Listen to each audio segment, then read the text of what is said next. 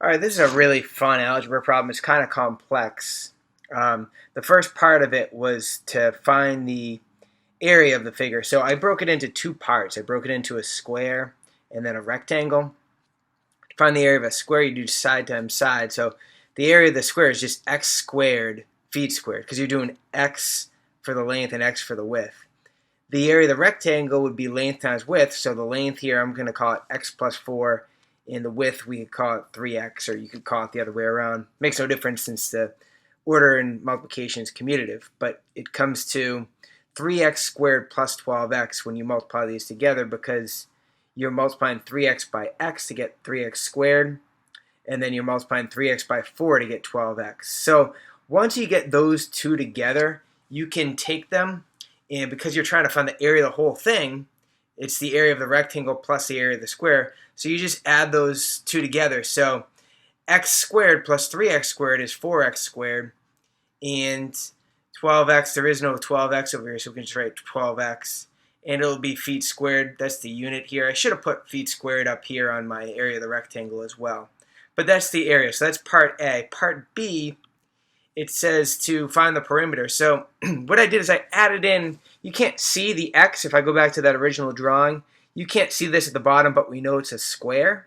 So that's an x, and we can't see this part, but we know that's x plus 4 because it's parallel and opposite of the other side of the rectangle. So by definition, this has to be the same length as the top part of the rectangle. So we get that. I wrote it in as x. I wrote this in as x plus 4. The part that I really think is a trouble spot is this 2x here. But if you look at it, this is 3x all the way up here. And we know that this part right here is x. And since from the bottom all the way up to the top it has to be 3x, this missing segment has to be 2x. So if I add these all up, x plus x is 2x, plus another x is 3x, plus another x right here is 4x, plus 3 more x's is 7x, plus another x is 8x, plus 2x is 10x. And then the only constant terms is this 4 and this 4 right here, so that'll equal 8. So the perimeter is 10x plus 8. The final question kind of connects this equation and the equation we just saw right here for the total area. And so what I did is I took the total area, and they're saying that the area is 216. So if we know that, I can take 216, subtract it on both sides, and we have a standard form trinomial right here. You'll notice that all three of these numbers have 4 going to them. So I factored out the 4, and you're left with x squared plus 3x minus 54, because 54 times 4 is 216. From there, we're going to multiply x minus 6 times x plus 9, because if you factor this all, that's what you get. And finally, we're going to solve this equation for 0. So how do you make this equal 0? Well, if this value right here is 0, then the product is going to be 0, because anything times 0 is 0. So if we made x 6, 6 minus 6 would be 0, times 4 would be 0, times, again, this would be 15 because x is 6, but it'd still be 0. And you could also say that negative 9 is a solution because it'll make this factor 0.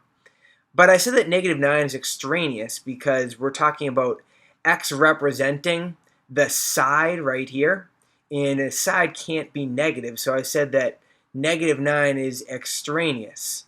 And then from there, we know that the perimeter equation, we found that out over here, it's 10x plus 8. So you go back into that perimeter equation, substitute 6, because that's what we saw that the side length is. 10 times 6 is 60, plus 8 is 68. Oh, and did I mention I should label my work?